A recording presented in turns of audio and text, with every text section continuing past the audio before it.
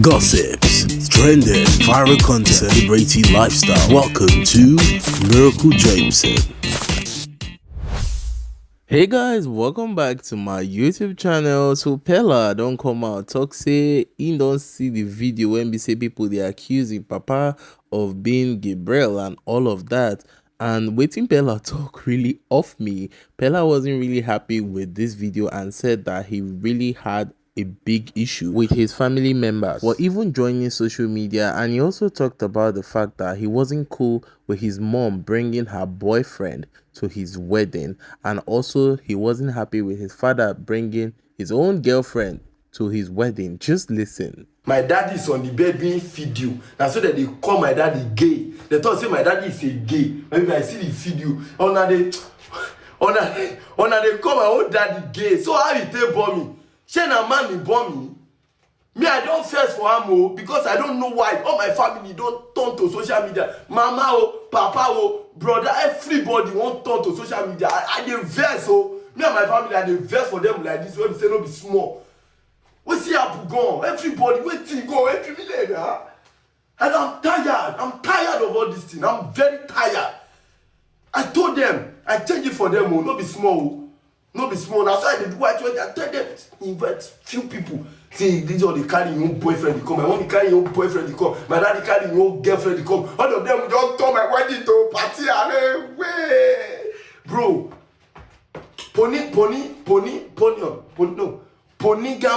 Polygamous family is very hard. I am from a polygamous family. There is a stranded family, polygamous family, and nuclear family.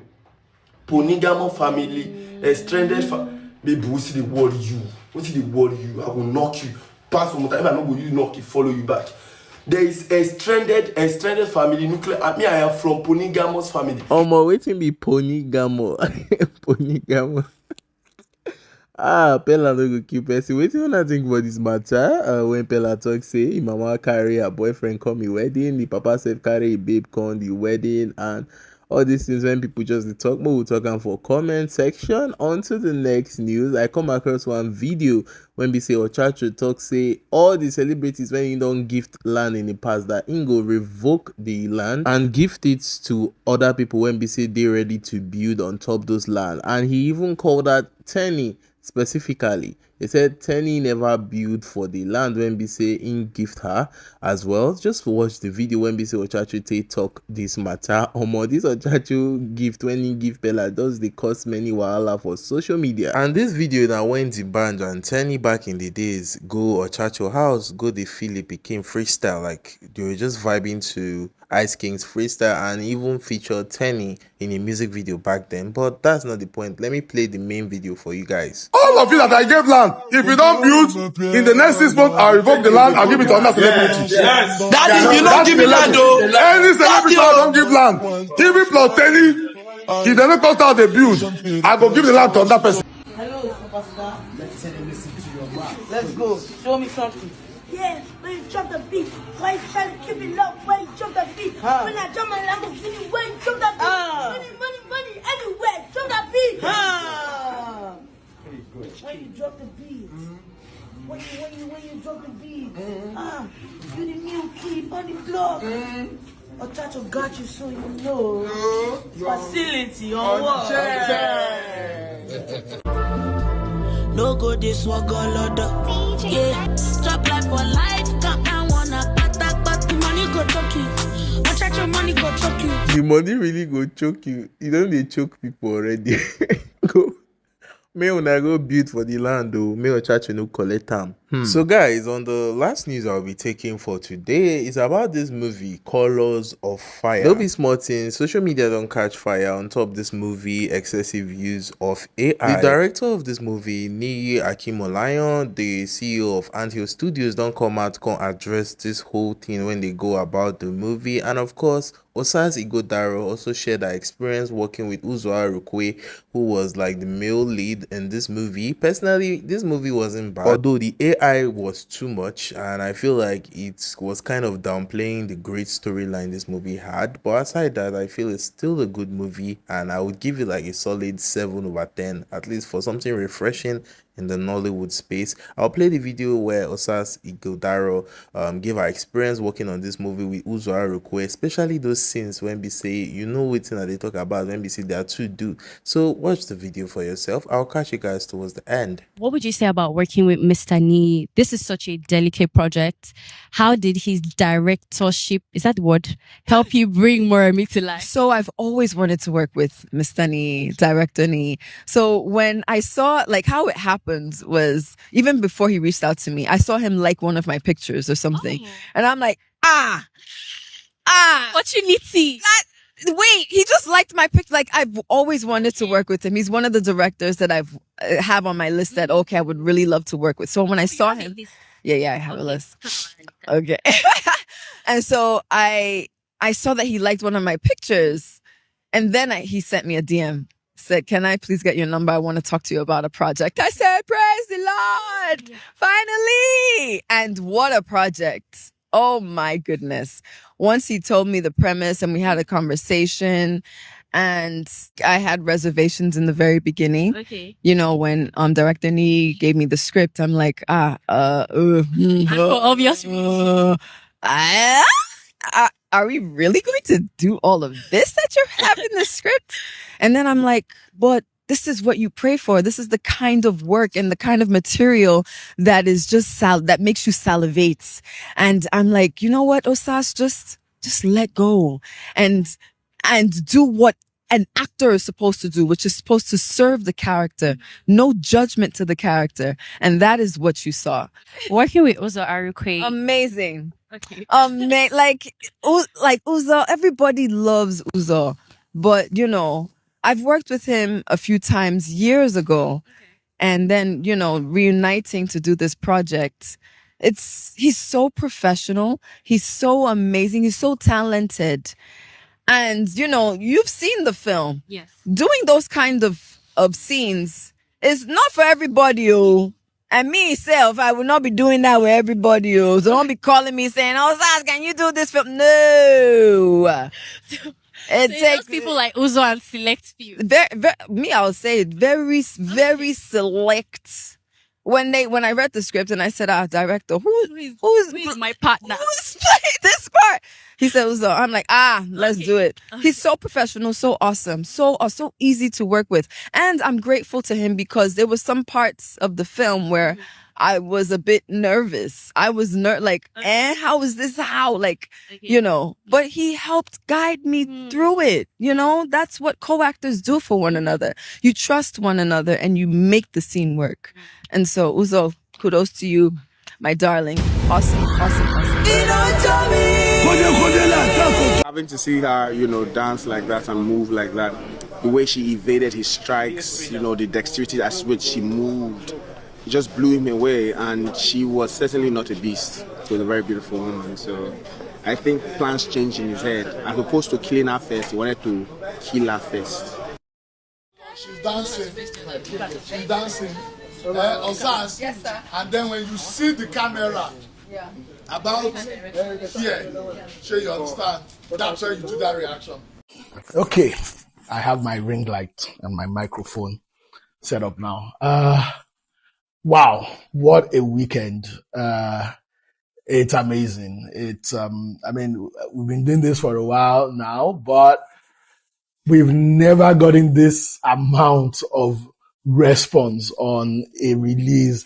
And this was a release that went to cinema in December last year. First, I want to say thank you. Thank you to everyone who has seen the film on Netflix, on Cover TV. Those of you that are pirating it, may your phone burn. The amount of DMs I've gotten, whether it's people, first of all, everybody wants the part 2, you know. I guess we set ourselves up for that. But it's more just the comfort in knowing that people really care that we made this film. It's been amazing. I've gotten calls even from much senior colleagues, you know, who are reaching out and are saying, Niyi, this is a move in the right direction. It only gets better from here. I've seen academics, you know, break down what, you know, the layers and layers, you know, some of the the deeper meanings in the film, what it meant to them. I've even seen people send me ideas, for what we should do next with the film. I've seen people tell me how they would even want to be part of the next one if we get to do another one. And that has been very, very encouraging. I'll tell you an interesting story. So Colors of Fire was an idea that I had during the pandemic. It's 2020. I thought, the world was going to shit and we're not going to be making films. So I went back to my first love, which is prose. I really like writing stories, but I wanted to do fantasy. I wanted to do this big open world story that is based on Yoruba, Igbo, Hausa mythology, all fused together. And I started writing something. It was codenamed Red and Blue.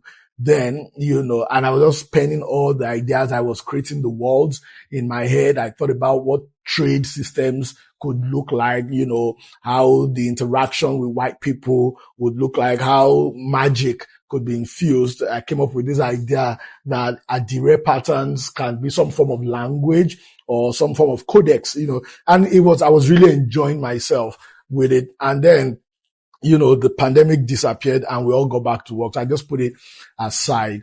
But interestingly, around 2023, 2024, when, we were, with, the streamers like Amazon and Netflix, I designed it as an original. I started thinking, what if I make this an original? Now that it looks like there's interest, in Nigerian content, like that, what if I make it an original? In fact, the plan was that I was going to raise $5 million and I was going to shoot 3 movies because it was a trilogy in my head. I wanted to make my own Dune, my own Lord of the Rings, my own Avatar, whatever. And I started developing it in a way that I could raise money to make this huge trilogy and then start releasing them, in bits. But as you know, the big streamers, they pulled off, funding just went to zero, for Nigerian productions. And I started thinking, what if I make an abridged version of this film? It's an idea that I've really played with for a long time. There are amazing actors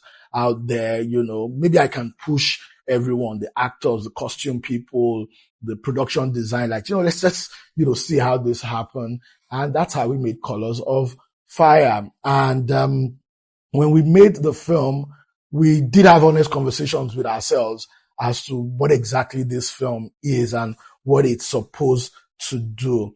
And this brings me back to something I realize a lot of people don't understand, and I need you to pay attention. Anthills Studios is not your everyday kind of studio.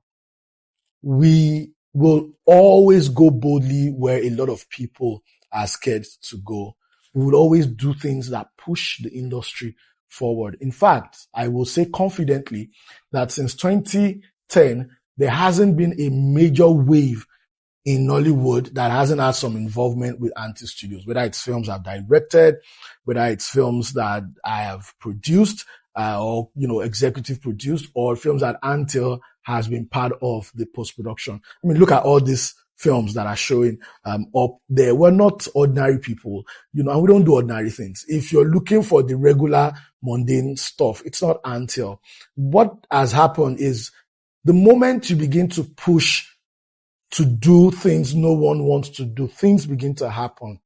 I'll give you an instance. From 2014 down to now, half, and I mean this, the entire half of all the VFX and animation talent that we've groomed, we've trained, we've built at Anthills, they are all working internationally. They're working with Disney, they're working with Warner Brothers, they're working with Nickelodeon, they're working with Netflix.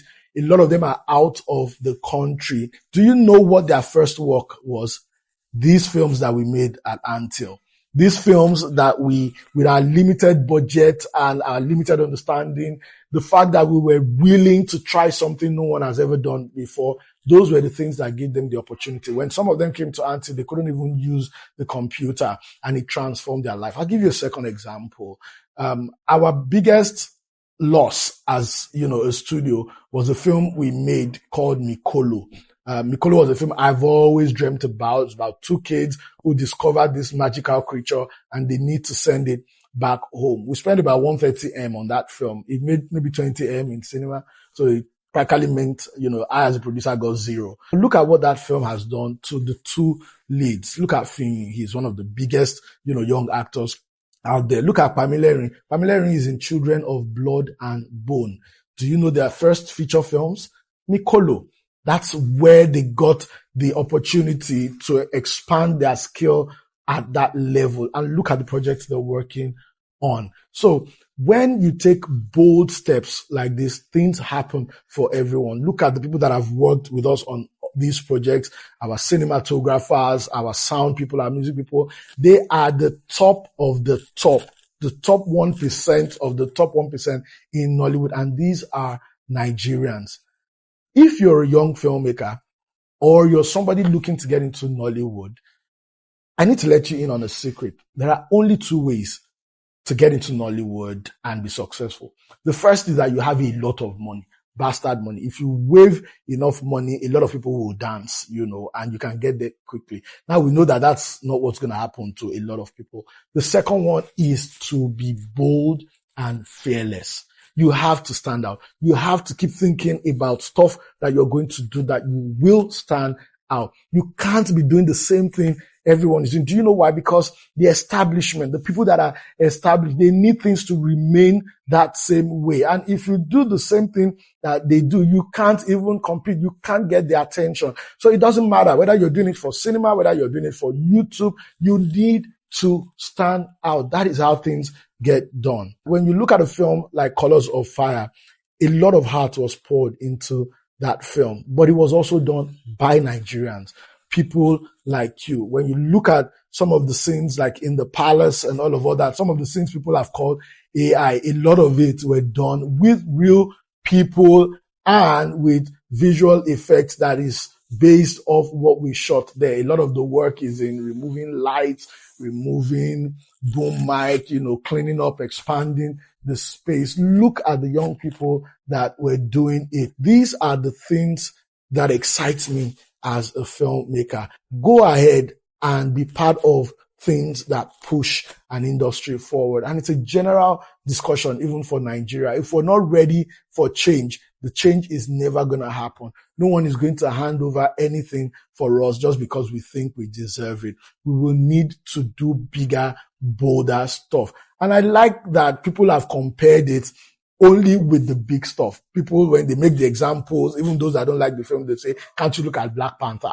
Can't you look at Avengers? Can't you look at Game of Thrones? They are mentioning stuff that are made with hundreds of millions of dollars of budget. But, it's great. We feel good about it. But please, as long as you're following Anthills, you have to understand that we will only do the great stuff. As I'm talking to you, we're developing more mythical projects. We have a steampunk project based on ancient Benin City. We have Igbo Rumole type stories. It's crazy. I don't even know if we get to do everything, but that's what the studio is. So if you're a lover of Anthills, then you know that you're part of something that is constantly going to transform the industry. So thank you very much, everyone that has been part of this. And now for the AI that everybody has been talking about, I just want to... So that's how Director Niyi actually ended this video. He didn't still want to fully address the AI part, but I really get the vision of this entire film, and I'm happy